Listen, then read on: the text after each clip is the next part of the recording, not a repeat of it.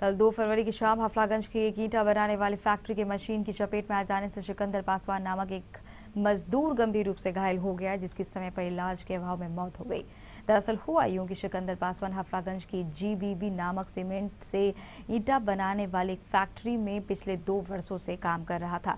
रोजाना की तरह कल शाम भी वह मशीन की सफाई कर रहा था, तभी अचानक बिजली आ गई। बिजली आते ही मशीन चालू हो गई, जिससे सिकंदर पासवान मशीन की चपेट में आ गया और बुरी तरह घायल हो गया। उसे इलाज के लिए तुरंत कटिहार मेडिकल कॉलेज लाया गया, लेकिन वहां डॉक्टरों ने उसे सिलीगुड़ी रेफर कर दिया। सिकंदर पासवान के परिजनों की माने तो ईंटा भट्टा के मालिक ने उन्हें सिलीगुड़ी जाने के बजाय पूर्णिया के होप हॉस्पिटल में ले जाने की बात कही।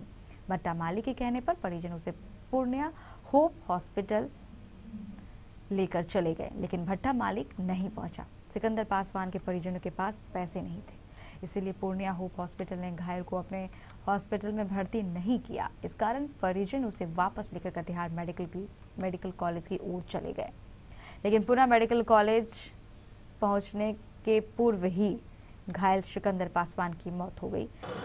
ये हमारे गांव का मामला है। सिकंदर पासवान नाम है मृतक का। वो पिछले 2 साल से कार्यरत था जीबीबी यानी गोलचा ब्रिक्स ब्रांड।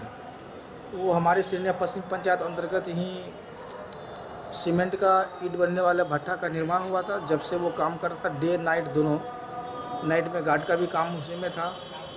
तो पता जैसा चला कि मशीन जो मिक्सचर ईंट बनाने वाला जो मशीन होता है, उसमें सफाई करने के लिए वो अंदर घुसा था। और इधर मशीन कैसे स्टार्ट हुआ ये तो जांच का विषय है, मुझे भी मालूम नहीं है।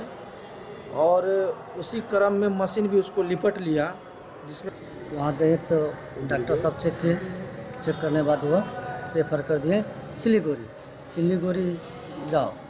तो फैक्ट्री का मालिक जो है बोला सिलीगुड़ी नहीं, मैक्स पूर्णिया में जाओ।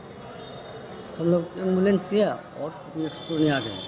तो उसी दरमियान उसका कोई स्टाफ एगो था जो उनको पास क्या पैसा दिया हम लोग को मालूम नहीं। तो उसमें जब बोले तो वहाँ मैक्स वाला बोला कि यहाँ इतना रुपया खर्च लगेगा। हम लोग का पैसा पास में था नहीं, जो हम लोग जमा करते इलाज चलाते। या फैक्ट्री मालिक बोला कि तुम लोग चलो हम आते हैं। जब हम वहाँ मैक्स में जब ये बात हुआ तो वहाँ जब कॉल कर रहे हैं तो मोबाइल स्विच ऑफ बता रहे हैं। अब सवाल ये है कि सिकंदर पासवान घायल कैसे हुआ, मशीन साफ करते समय आखिर बिजली कैसे चालू हो गई, और इलाज कराने के लिए जीबीबी भट्टे का मालिक आखिर समय पर पूर्णिया अस्पताल क्यों नहीं पहुंचा। फिलहाल पुलिस द्वारा इस मामले की जांच की जा रही है और जांच के बाद ही इन सभी सही कारणों का खुलासा हो पाएगा।